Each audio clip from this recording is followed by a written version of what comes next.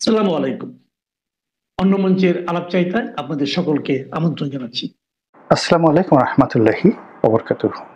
সম্মানিত দর্শক, আওয়ামী লীগ কবে ফিরে আসবে, কিভাবে আসবে, তারপর আওয়ামী লীগ ফিরে এলে আমাদের অবস্থা কি হবে, ওনাদের অবস্থা কি হবে, তাদের অবস্থা কি হবে, এ সকল কথা নিয়ে হরহামেশা তুমুল আলোচনা হচ্ছে।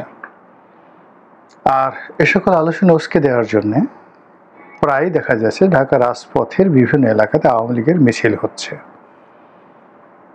একেবারে ঝড়ের গতিতে ঝটিকা মিছিল।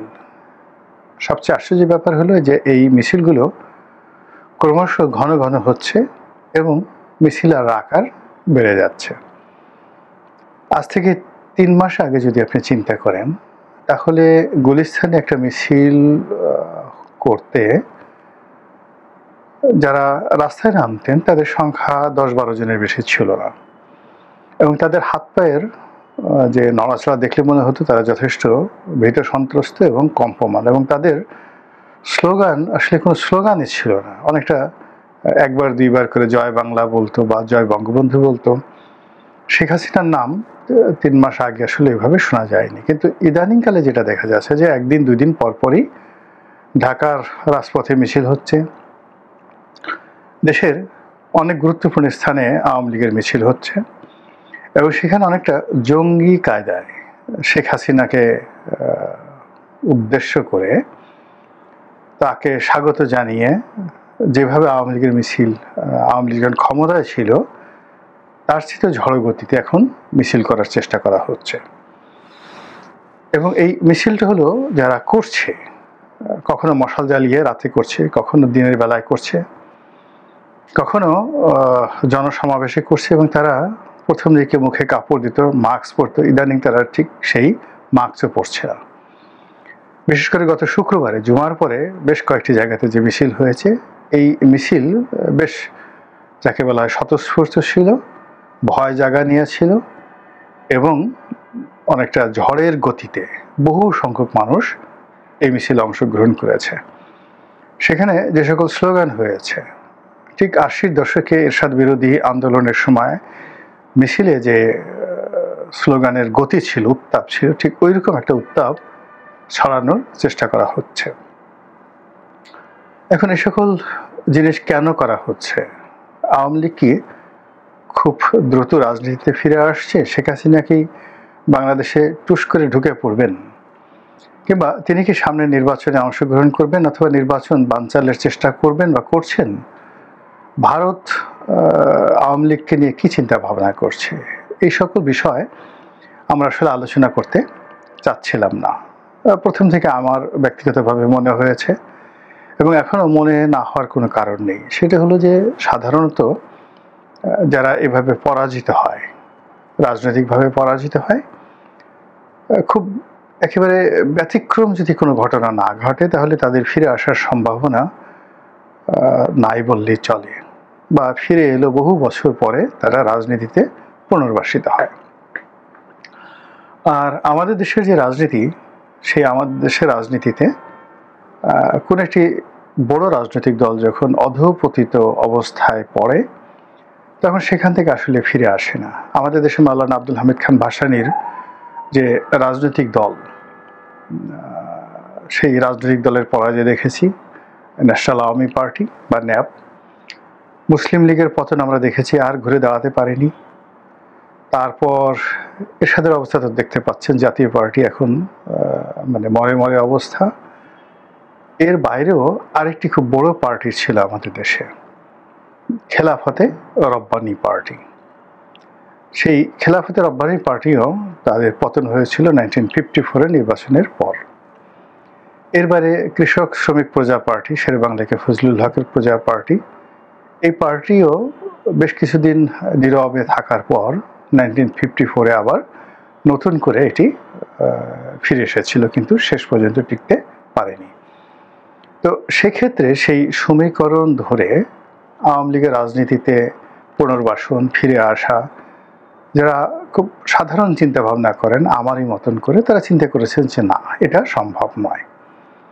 কিন্তু সবাইকে হতাশ করে দিয়ে, সবাইকে অস্থির বানিয়ে, অনেকের মনে আতঙ্ক সৃষ্টি করে আওয়ামী লীগ যেভাবে রাজপথে তাদের উপস্থিতি জানান দিচ্ছে, যেভাবে দিল্লি থেকে হুমকি দিচ্ছে, যেভাবে লন্ডনে বসে নড়াচড়া করছে, যেভাবে আমেরিকাতে বসে তারা ডালপালা ঝাঁকাচ্ছে, যেখানে সিঙ্গাপুর, ব্যাংকক, দুবাই তাদের হাজার হাজার মানুষ ব্যাগ গোছাচ্ছে বাংলাদেশে ফিরে আসার জন্য, তা রীতিমতো বাংলাদেশের অনেকের মনে ঝড় তুলেছে, অনেকের নিদ মানে ঘুম হারাম করে দিয়েছে এবং পুরো প্রশাসন যন্ত্রকে রীতিমতো অস্থির বানিয়ে ফেলেছে।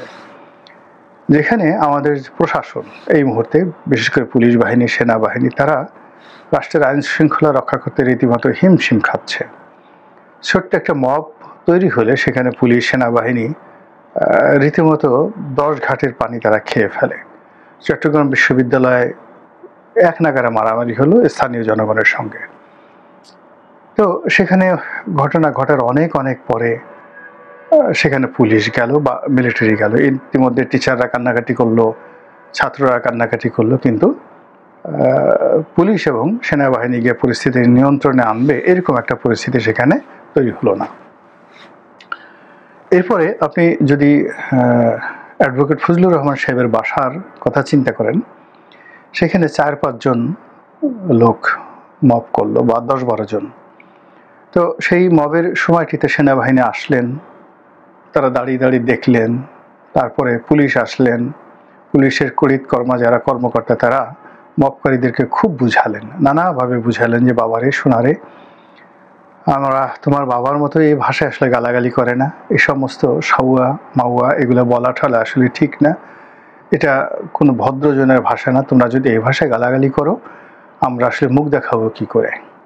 কিন্তু তারা ঠিক সেই কথা শুনলো না।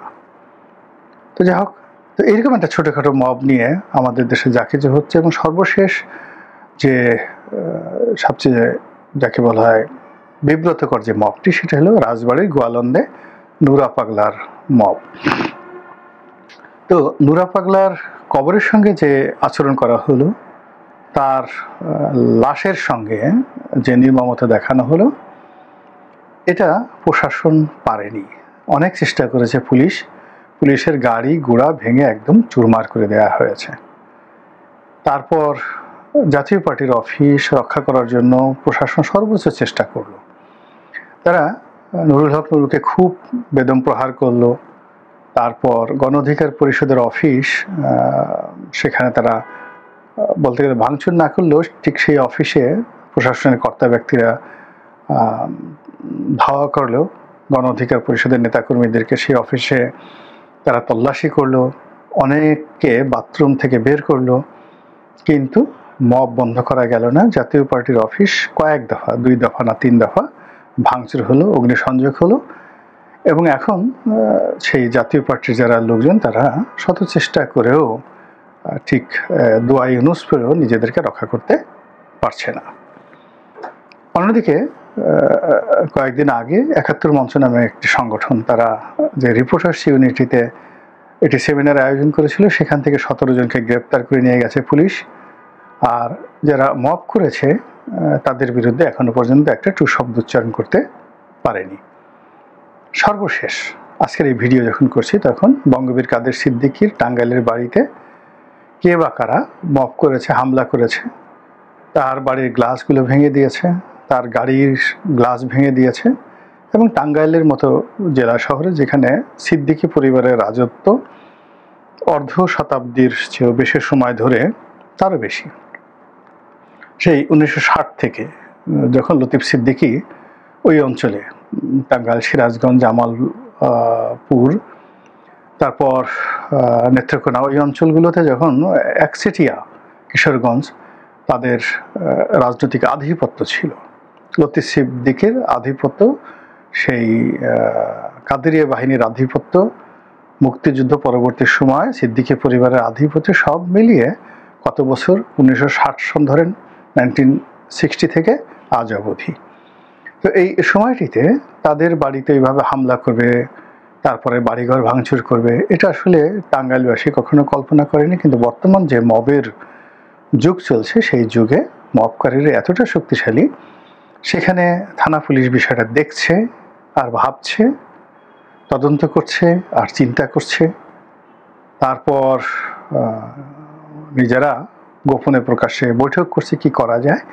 তো এরকম একটি সামাজিক চিত্র, রাজনৈতিক চিত্র, অর্থনৈতিক চিত্র, যেখানে দোদুল্যমান, যেখানে নির্বাচন নিয়ে, তারেক রহমান সাহেবের বাংলাদেশ আগমন নিয়ে, তারপর পিআর পদ্ধতির নির্বাচন নিয়ে, জামাতের হুমকি, চরমোনাইয়ের যে ঐক্য, বিএনপির যে নির্বাচন সম্পর্কে আশা এবং আকাঙ্ক্ষা, স্বপ্ন, সব মিলিয়ে পুরো দেশ যখন উত্তাল, স্বপ্নের জগতে উত্তাল, ঠিক সেই সময়টাতে এ কেমন আওয়াজ?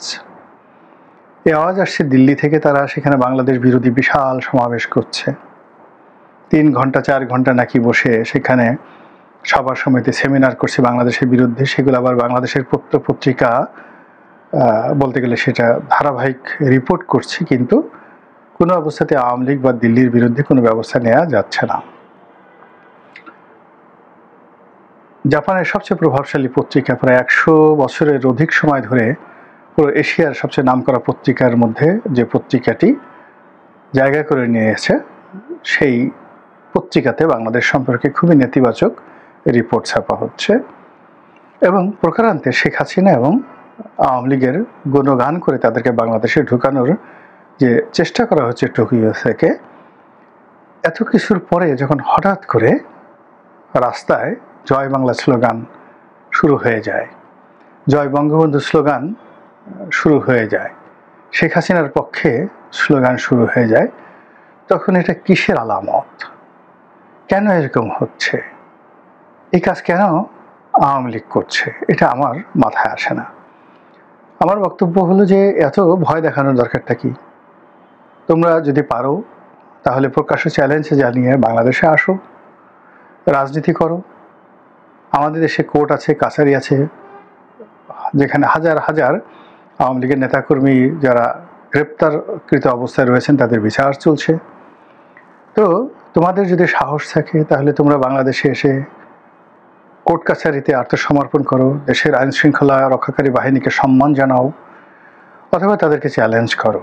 কিন্তু কথা নাই বার্তা নাই, হঠাৎ করে একটা ঝটিকা মিছিল, কথা নাই বার্তা নাই দিল্লি থেকে একটা অডিও ক্লিপ পাঠানো, কথা নাই বার্তা নাই জয়শঙ্করকে দিয়ে বা দিল্লির সাউথ ব্লককে দিয়ে একটা বিবৃতি দেওয়া, এরপর আবার নরেন্দ্র মোদী সেখানে রাশিয়ান প্রেসিডেন্ট, তারপর চীনের প্রেসিডেন্ট, তাদের সঙ্গে গিয়ে বৈঠক করে সেই ছবি দিয়ে আবার আওয়ামী লীগের লোকজন নানা রকম ন্যারেটিভ তৈরি করে ইউটিউবে নানা রকম বক্তব্য দেয়।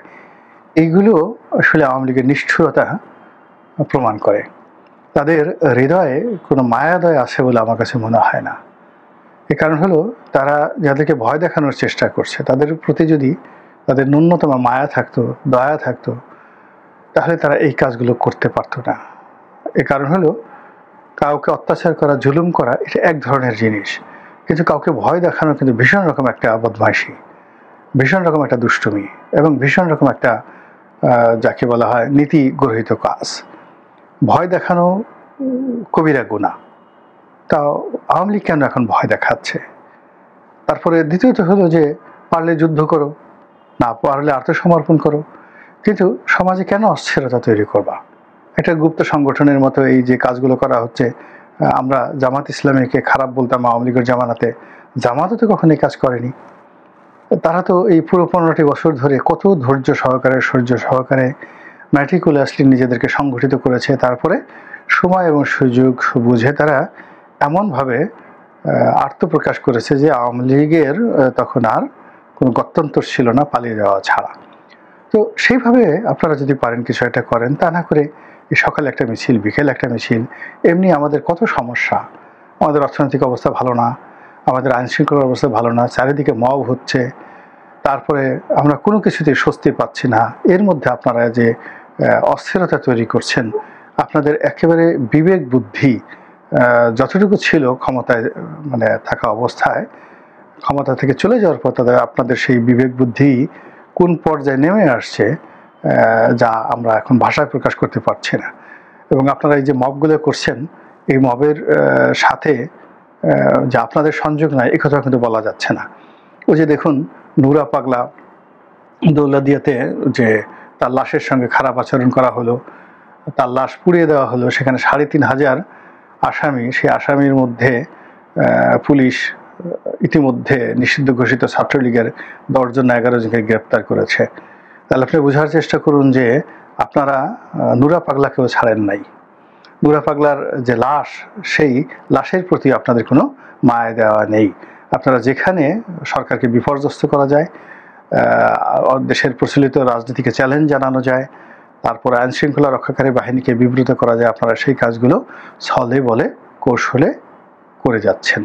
বিশ্বাস করে যদি এরকম অবস্থা হয়, আপনাদের গুটি হবে, আপনাদের কুড়োকুষ্টি হবে, আপনাদের গুটি বসন্ত হবে, জল বসন্ত হবে, ডায়রিয়া হবে, আপনারা বাঁচতে পারবেন না। আপনাদের হাত থেকে এই জাতিকে রক্ষা করার জন্য যা করার দরকার আমরা তাই করব ইনশাল্লাহ। আসসালামু আলাইকুম ওয়া রাহমাতুল্লাহি ওয়া বারাকাতুহু।